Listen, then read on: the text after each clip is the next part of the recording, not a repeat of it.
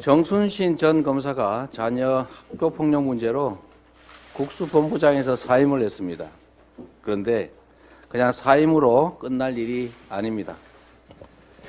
학교폭력 피해자는 인생을 망치고 학폭 가해자는 여전히 승승장구하는 이 잘못된 현실을 반드시 고쳐야 합니다. 직접적인 학교폭력 피해뿐만 아니라 소송과 전학 지연을 통한 2차 가해의 철저한 진상규명도 또 피해자들의 피해 회복도 필요합니다.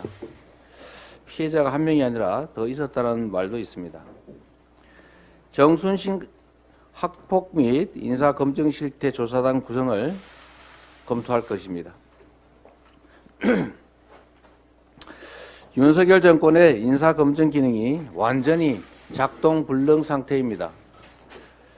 정상적 검증이 이루어졌다면 경찰 수사 총책임자가 임명 28시간 만에 낙마할 수는 없습니다. 최악의 인사 참사입니다. 해명이 더 기막힙니다. 대통령실은 본인이 말하지 않으면 알기 어렵다고 하는데 이거 인터넷 검색 한번 하면 나오는 것 아닙니까? 법무부는 대통령실 의뢰가 있을 때 검증을 한다 이렇게 얘기하는데 의뢰가 없어도 해야 되는 게 의무 아닙니까? 경찰은 검증은 경찰 소관이 아니다 이렇게 얘기하는데 맞는 말인지 잘 모르겠습니다. 모두들 책임 회피에만 급급하고 있습니다. 멀쩡한 민정수석실을 폐지하고 투명성 운운하면서 법무부의 인사정보관리단을 설치하더니 인사검증은 아예 손 놓고 있었던 것 같습니다. 인사가 만사라는데 이 정권의 인사는 온통 망사입니다. 특히 정순신 전 검사는 대통령이 측근 검사 출신이고 한 법무장관, 이원석 검찰총장과 사법연수원 동기라고 합니다. 검사들끼리 요직을 독식하는 것도 모자라서 이제는 특정 기수 중심으로 국가 권력을 장악하는 검사 하나회까지 등장하는 것입니까? 거듭되는 인사참사를 대통령은 국민에게 사죄해야 합니다. 법무장관 역시 인사검증 실패의 책임을 무겁게 져야 할 것입니다. 나라 망치는 인사참사를 막기 위해서 정부조직법 개정도 추진해야겠습니다. 지난해 합계 출산율이 역대 최저인 0.78명을 기록했습니다.